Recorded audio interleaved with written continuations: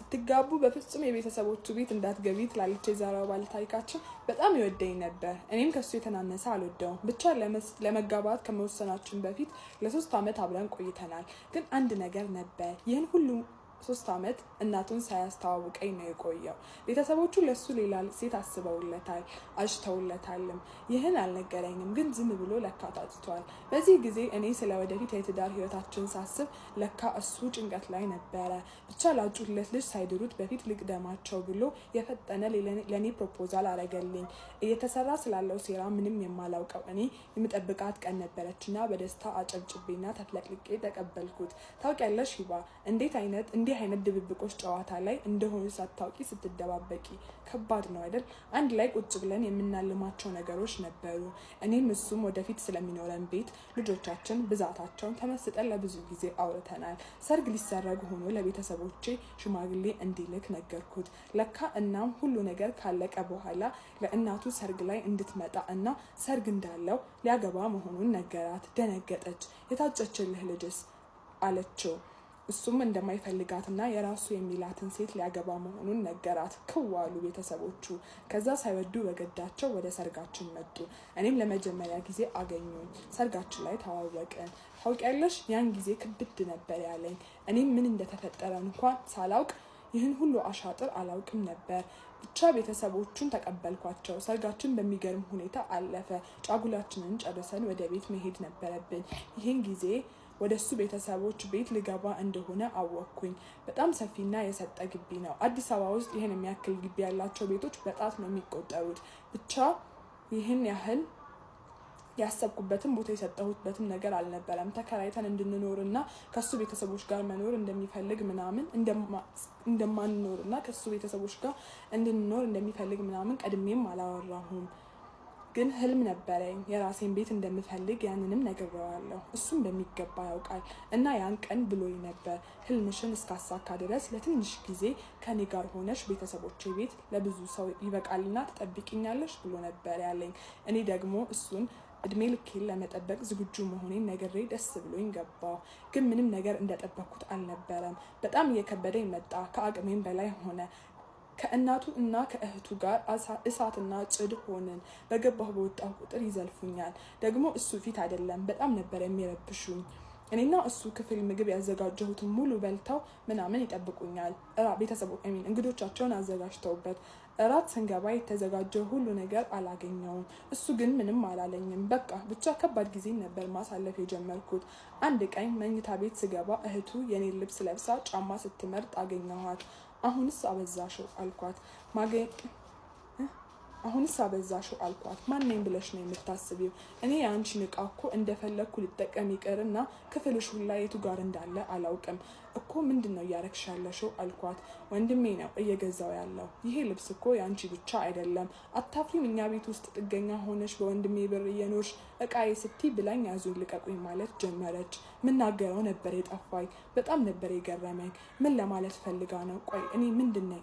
ከዛም አልበቃ ብሏት ከአንቺ በላይ ቆንጆና ጸባይኛ የሀብታም ሴት ልጅ አምጥተንለት ታሽቶ ነበር። ግን አንቺ ወንድሜን አታለሽ ሳይታሰብ ሰርግ ሰርገሽ ቤታችን ዘው ብለሽ ገባሽ። አሁን ኬት ያመጣሽው እቃሽ ነው እቃዬ ክፍሌ የምትዩ? በዛ ላይ ደግሞ እንኳን እነዚህ እቃዎችና ባለቤትሽ ይቅርና አንቺ የኛ ነሽ። አሁን ሄደሽ ምግብ አዘጋጂ፣ የስራ ቀጠሮ አለኝ፣ ስመለስ እንግዳ አመጣለሁ ብላኝ እየተመናቀረች ወጣች። ይሄ አልኩኝ፣ ይሄ ትልቅ ፖይዝን ነው። ከዚህ ቤት ውስጥ በቶሎ ካልወጣው ይመርዙኛል። በዛ ላይ ስለምን የመታጨት ሀብታም ቤተሰብ ልጅ ነው የምታወራው? ግራ ገባኝ። ሲመጣ ላናግረው ወሰንኩ እና ከቤት ወጣሁ። ማታ ከባለቤቴ ጋር ውጪ እራት እንብላ፣ ማወራህ ነገር አለ አልኩት። ተስማማ። የእሱ ፍቅር ባይኖር ኖሮ ድጋሚ እዛ ግቢ አልረግጥም ነበር። እራት እየበላን ስለ ዛሬ የተፈጠረው ነገር ነገርኩት። ደነገጠ። በእርግጠኝነት እህቱ አብረው ብትኖር ኖሮ እንቅ ነበር የሚያረጋት። እንዴት እንዳፈረ። እኔም ችግር የለውም ግን ማላውቀው ነገር አለና እንዲነግረኝ ጠየቅኩት። የተፈጠረውን ሁላ ነገረኝ። ከላይ የነገርኩሽን ማለት ነው። ለምን መጀመሪያ እንዳልነገረኝና በዚህ አይነት መንገድ መስማት እንዳልነበረብኝ ነገርኩት። ቅር እንዳለኝም ጭምር። ከዛ ይቅርታ ጠየቀኝ። በጣም አዝኗል። ከምር አፉ ተያይዟል። እስካሁን እንዴት አላስተዋልኩም አለ። እኔም ደግሞ ሲጀመር ይህን እያወቅ አልኩት። ይህን እያወቅ እንዴት ይዘኸኝ ትገባለህ? ምን ያህል እንደሚጠሉኝ አጠረጥርም አልኩት። በፍጹም አላሰብኩትም። በቃ አርፈው ተቀብለው ይቀመጣሉ ነበር ብሎ ያሰበው። ዝናብ ሊመጣ ነው መሰለኝ፣ ጨለመ። መንገዱን ሙሉ መኪናውን እየነዳ እጅን እየሳመ ይቅርታ ነበር ሲጠይቀኝ የነበረው። ብቻ ቤት ደረስን። እህቱ እሳት ጎርሳ እሳት ለብሳ ጠበቀችኝ። ትለያለች እህቱ። አስተሳሰቧ ገረመኝ። አዛኝ ስለወጣች ብቻ አዘጋጅቼ እንግዳዋን ከፍ ዝቅ ብዬ እንዳስተናግድላት ነበር የፈለገችው። ገረመኝ። ባለቤቴ እስኪ በቃት አስታጠቃት። ደግሞ ስልክ ቁጥሬ ሁላ የላትም እንጂ ልትደውል እኮ ፈልጋ ነበር። ብቻ ግን ማሰብ ጀመርኩ። ይህ ህይወቴ እኔን ያመሳቅለኛል ብዬ ስላሰብኩ የፈጠነ የኪራይ ቤት ፈለኩ እና ማንንም ሳልናገር እቃዎች አሟልቼ ምናምን ተዘጋጅቼ የባለቤቴን የልደት ቀን መጠበቅ ጀመርኩ።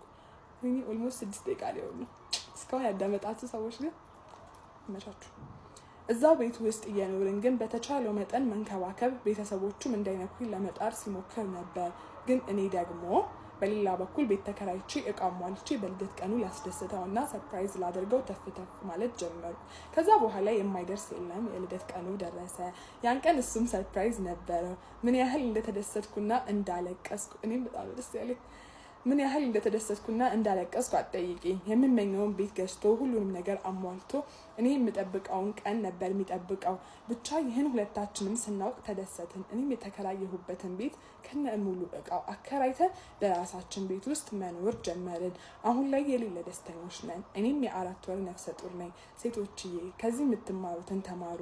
ሁሌም ጠንካራ ሁኑ። የእናንተን ደስታ የማይፈልጉ ሰዎች የእናንተን ደስታ እንዲነጥቁት አትፍቀዱላቸው ትላለች። ያበደ ታሪክ ነው። በጣም ደስ ይላል እና ጥንካሬሽን ያሳያል። ባይዘው እዛ ጋር እንደዛ አዛ ሲያደርጉሽ አይ ፈታለው ምናምን ብለሽ እንትን አለ ማለት። እሱም ደግሞ ተደብቆ በቃ ብቻ ያንን አሻጥር ሲሰራ አሻጥር አይባልም አክቹሊ ግን እንደ ሲያደርግ እንትን አለ ማለት ነው። ትልቅ ሰውነትሽን ያሳያል። በጣም አሪፍ ታሪክ ነው። አስተማሪ ነው። ኮፒ ሊንክ ምናምን ላይክ ምናምን ማድረግ እንዳረሱ ባይ። ጓደኝነት ላይ ሆነን ካረገዝኩኝ በኋላ ልጁን እንዳስወጣው በጉልበትም በጸባይም በንግግርም ብቻ በሚችለው ነገር ሁሉ ከሱ እንድርቅ ህይወቴን እንዳላበላሽ ነገረኝ፣ ተቆጣኝ። እኔ ግን አሻፈረኝ አልኩ። ያኔ ከዚህ በኋላ ህይወትሽ ነው ተወጪው፣ እኔ አጠገብ እኔ ዙሪያ ላይ እንዳላይሽ እንዳላገኘሽ ብሎ ከዙሪያ ይራቅ። እንደነገርኩሽ ትንሽ ቢራራቅም የሰፈር ልጆች ነን፣ እንተዋወቃለን። ቤተሰቦቻችንም የሚተዋወቁ ሰዎች ናቸው። እናቱ በጣም መልካም ደግ የዋህ ሴት መሆኗን አውቃለሁ። ልጅም ለእናቱ ታዛዥና መልካም ልጅ እንደሆነ አውቃለሁ። ያደረኩት ነገር ጥሎኝ ከሄደ በኋላ እናቱ ቤት አንኳኩቼ ቀጥ ብዬ መሄድ ነበር። እናቱ የዚህን ያህል ቅርርብ፣ ንግግር፣ ትውውቅ ባይኖረንም የማን ልጅ መሆኔን ማን መሆኔን በደንብ ያውቃሉ። ሳያዩኝ ሰላም አሉኝ፣ ግን ደነገጡ። ጋብቼን አልሰሙም። እርጉዝ መሆኔ እንኳን እናት ወልዳ ያሳደገች ሴት ይቅርና የትኛውም ሰው ትኩር ብሎ ሲያየኝ የማስታወቅበት ደረጃ ላይ ነበርኩ። አስገቡኝ። ምን ሆነሻል? የከሌ ልጅ አይደለሽ እንዴ አሉኝ። አዎ የከሌ ልጅ ነኝ። መቼ ነው ያገባሽው? ሰርግ ሳትጠሩኝ በላችሁ እንዴ ብለው እንደ መቀለድ አሉ። አውቃለሁ አሽሙሩ እንዳላገባው በደንብ ያውቃሉ። ሳታገቢ ግን እንዴት አረገሽ ብለው ሊፋጠጡኝ አልፈለጉም። እኔም ፈገግ ብዬ እማማ ስለዚህ ጉዳይ ላናገራችሁ ነው የመጣሁት አልኳቸው። ድንጋጤያቸው ከመጀመሪያው በላይ ፊታቸው ላይ ሲነበብ ተሰማኝ። ምን ነው ልጄ ምን ሆነሻል አሉኝ። ያረገዝኩት ከልጆት ነው ስላቸው በተቀመጡበት ሰውነታቸው ሲንቀጠቀጥ አየው ነበር። ምን አልሽ አሉኝ። ስሙን ጠርቼ እኔና እሱ ለ3 ዓመታት ፍቅረኛሞች ነበርን። ይሄ ነገር ከመፈጠሩ በፊት እንዲያገባኝ ብዙ ለምኜው ነበረ። አጋጣሚ ግን ይህ እርግዝና ተፈጠረ። እንዳስወርደው ነግሮኝ ነበር። እኔ ግን ለህይወቴ ፈራው፣ ፈጣሪዬንም ፈራው። አሁን ማርገዜን ሲያቅና እንደማላስወርደውም እርግጠኛ ሆኜ ስነግረው ጥሎኝ ሄደ። እርስዎ እናት ኖት፣ ልጆች አሉት፣ አማልዱኝ አልኳቸው። ልጄ ሂጂ፣ እኔ ልጄን አናግሬ እነግርሻለሁ ብለው ክፉም ደግም ሳይናገሩ ከቤት ሸኙኝ። ለእናቱ ከነገርኳቸውና ከሳቸው ጋር ካወራኋቸው ከ15 ቀን በኋላ ደወለልኝ። አንድ ካፌ ላይ እንድንገናኝ ካደረገ በኋላ እኔ እንደማልፈልግሽ የኔና አንቺ ህይወት አብሮ መቀጠል እንደማይችል ለአንቺ ቅንጣት ታክል ፍቅር እንደሌለኝ እያወቅሽ ለምንድን ነው እንደዚህ አይነት ህይወት ውስጥ መግባት የኔንም ያንቺንም ህይወት ማበላሸት የፈለግሽው አለኝ። እውነት አትወደኝም? እውነት አትፈልገኝም? ሳትፈልገኝ ሳትወደኝ ነው 3 ዓመት ሁሉ ለምን ተጫወትክብኝ? ለምን አብረኸኝ ሆንኩ? መጀመሪያውኑ ካልወደድከኝና ካላፈቀርከኝ ከዙሪያዬ ለምን አላክም? አልፈልግሽም፣ አላፈቅርሽም፣ የሚያፈቅርሽ የሚወድሽም ፈልጊ ብለህ በመጀመሪያዎቹ ቀናቶች ላይ እንደምወድህ እንደማፈቅር እያወቅ ለምን ከህይወትህ አላስወጣኸኝም እያልኩኝ ተናገርኩት እያለቀስኩ። እኔ ወንድ ልጅ ነኝ፣ አንቺ ግን ሴት ልጅ ነሽ አለኝ። ምንድነው ልዩነታችን አልኩት። ይኸው የአንቺ ህይወት እንደዚህ ተበለሻሽቶ ቀርቷል። እኔ ግን ነገም ከነጎዲያም እድል አለኝ። ስለ ራስሽ ስለ ህይወትሽ ማሰብ ያለብሽ አንቺ እንጂ እኔ አይደለሁም። በብዙ ምልክቶች በብዙ ነገሮች እኔና አንቺ አብረን መኖር እንደማንችል መጋባትም መግባባትም እንደማንችል ነግሬሻለሁ፣ አሳይቼሻለሁ። ድንጋይ ነው ካልተባልሽ አንቺ አይገባሽም እንዴ ብሎ ስድብ ጀመረ። ምን ማለት ነው አልኩት። የራስሽን ውሳኔ መወሰን የራስሽ መብት ነበረ። ትልቅ ሰው ነሽ፣ አድገሻል፣ ህፃን ልጅ አይደለሽም። ስለ ህይወትሽ የምታውቂው አንቺ እንጂ እኔ አይደለሁም። ቀድሞውኑ ምርጫሽን እንድትመርጪ መንገድሽን እንድትለይ ከኔ እንድትርቂ በብዙ መንገዶች ያሳይቼሽ ነግሬሽ ነበረ አለኝ። እሺ አሁን ምን ይሁን አልኩት። አላቅም ምን ይሁን። ጭራሽ እኔ አልፈልግም ስልሽ በእናቴ በኩል ሄደሽ ልታስገድጅኝ እየሞከርሽ ነው አለኝ። ምንን ነው ማስገድድ አልኩት። እኔ አንቺን እንዳገባሽ እናቴ እየወተወተች ነው። ካላገባሃት ለልጆቼ ግፍ አታስቀምጥ፣ ሴት ልጅ ናት፣ ህይወቷን አበላሽተ የትም መጣል አትችልም፣ አግባት ብላ አስገድዳኛለች። እሷ ስላስገደደችኝ ላገባሽ እችላለሁ። አንቺ ግን በዚህ ወድ ደስተኛ ሆነሽ ምትኖሪ፣ ሚስትም ሆነሽ ተወደሽ እንደ ሴት ተከብረሽ ምትኖሪ ይመስልሻል አለኝ። ዝም አልኩት። እሱም ዝም አለ። ጥቂት ከተቀመጥን በኋላ ይኸውልሽ ልንገርሽ፣ አሁንም ቢሆን እድላለሽ። ለእናቴ ሂጂና እኔን እንዳታስገድደኝ፣ አንቺ እንደማትፈልጊኝ ልጁን ከወለድሽው በኋላ ምትፈልጊውን ሁሉ አግዝሻለሁ፣ ምትፈልጊውን ሁሉ አደርግልሻለሁ። ባለሽበት ሆነሽ ልጁን ማሳደግ እንችላለን። ያንን ንገሪያት።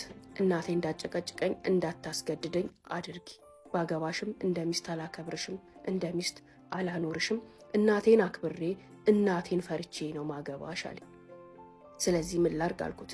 ሄደሽ እንደማትፈልጊኝ ንገሪያት፣ ወይ ደግሞ ሚስት የማትሆኝበት ህይወት ውስጥ ዝም ብዬ ተቀብዬ ለተወሰነ ጊዜ አኖርሻለሁ አለኝ።